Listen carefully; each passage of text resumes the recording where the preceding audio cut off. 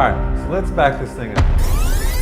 First of all, Wyatt and I, we go way back. In fact, he was like the first dude I met on any film set. Why the fuck is everybody crying around here? We're actually both from San Diego, and we became fast friends. Soon after we met, I cast him in the first short film I ever did. We've both been chewing at this filmmaking dream for 20 years at this point. He was in my last movie, Going Around. So there that is. He was great in that. So I wanted him to be in this one. Now we're tied together like a couple of coyotes pushing through this thing. And we started during COVID, but now COVID's opened up and now we're both working, trying to keep this movie going. So we're on this adventure together, touch and go. I'm shooting with Inya, shooting with Wyatt. We also been shooting on The Last Straw. Is that the sun? Editing that together. We had a lot of good times. One time, we're driving up to Mammoth. He's telling me the story about how he rode on a train across the country to try to do research on this movie, and he's getting all into it. Yeah, this fucking train. And next thing you know, we're going through the freeway, and it turns into a town. All of a sudden, it's 35, and I'm still going 80 miles an hour. Fucking police pull us over. He's dressed up as a cowboy, and I got like camo on. Cops think I'm gonna murder them because of the way I look. Wyatt's like, oh, I'm sorry, I was distracting them. I was telling them this story and blah, blah, blah. And they even actually gave us the location to shoot in Mammoth. They're like, oh, you gotta check out the scenic byway. That's gonna be the best spot. Another time, I'm trying to get underwater stuff with Wyatt. I rent a pool on Craigslist. It's not heated. That'll keep you awake. He's having to jump into this thing over and over. I'm having to swim in this thing with my fins on. We ended up having to do it again because we didn't even get it that time. So I was like, man, I'll get you a heated pool next time.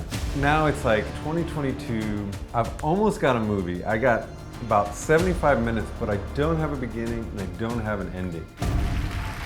And I'm trying to get Inya back here from Sylvania. She's on a TV show. Even on Mars. So I finally get to a point where we're gonna be able to probably shoot in January 2022. And then I'm trying to wrangle Wyatt as well. Wyatt got an opportunity for a TV show and it required him to cut his hair. So he went from this to this. That one almost broke me. I went through the 5 stages of grief. The main one I remember is denial. In the very beginning, I was like, all right, fuck that. We'll get you a wig. Looked into all the high-end wig shops, found a $1,000 wig, hired somebody who worked on the movie Mandy, who did the same situation in that movie, to match his hair like it was. She's working on it with him, and he's like, dude, it's just not working. You didn't want what? I didn't want to make it real. And kudos to him, he's fighting for the movie. I just wanted to get it done. He was like, we're gonna be rolling out there in the forest. It's not gonna look right, it's gonna be falling off my head. So that's when it finally hit me like, fuck, I'm gonna have to wait for this guy's hair to grow back. That one almost broke me, almost broke the movie, because I was almost like, fuck this, I'm over this movie. It just almost broke it. And in his fairness, he'd had his hair the same length for like 2 years. This is 2022 at this point. I did not know how fast hair grows until this situation. Turns out hair grows about 1 inch a month. I remember going to his house, bringing him like Vicodin or Vicodin, or whatever the fuck it's called. The stuff that helps your nails and your hair grow.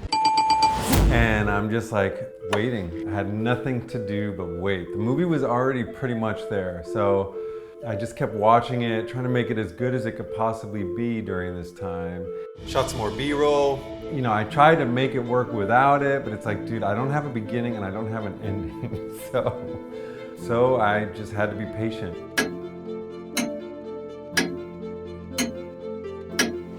In that time, I was planning, getting ready, assuming that it was going to be all good. I'm getting Inya on board, going to the locations, doing storyboards, trying to be as efficient as we can.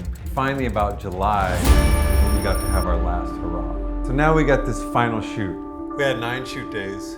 We went all over the place. We went up to Kings Canyon, to Sequoia National Forest. Another day at the office. Brought on this guy, Eric, Cheap Slasher Films, who by the way was amazing, who did the special effects that we needed. We had these magical moments where we're shooting and all of a sudden deer are walking up in the forest. We had barbecues together, just hanging out at dawn, like getting up in the foggy mornings. Flying from LA up to Humboldt, almost missing the flight. Getting on the tarmac. Coming in sideways, Arcadia.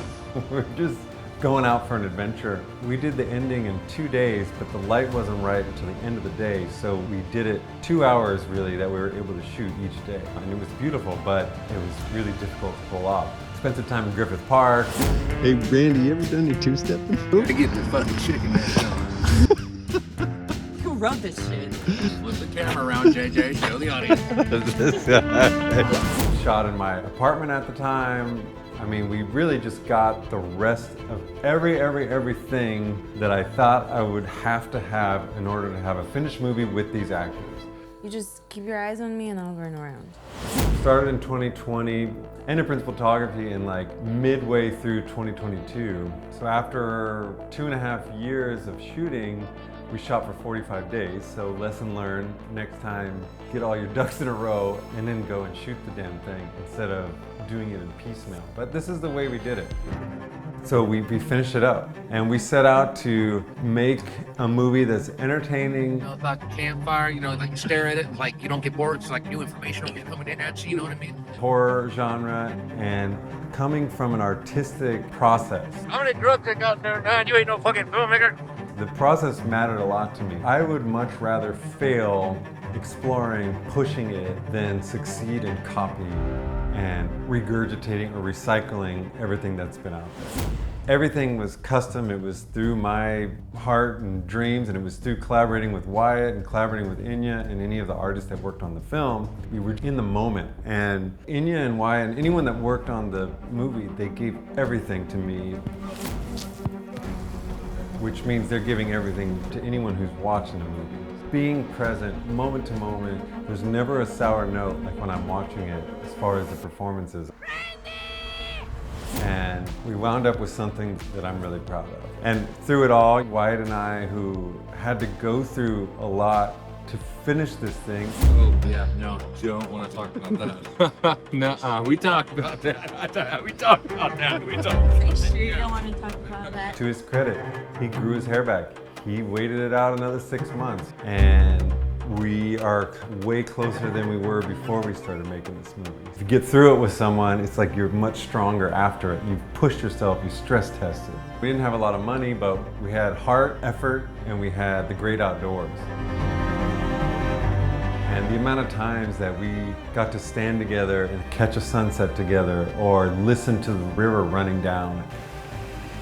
So much enthusiasm that we had. And then that brings us into post-production. In post-production, I'm not gonna say a whole lot about because post is like this long, drawn out, kind of boring process. But the main thing I'll point out was music.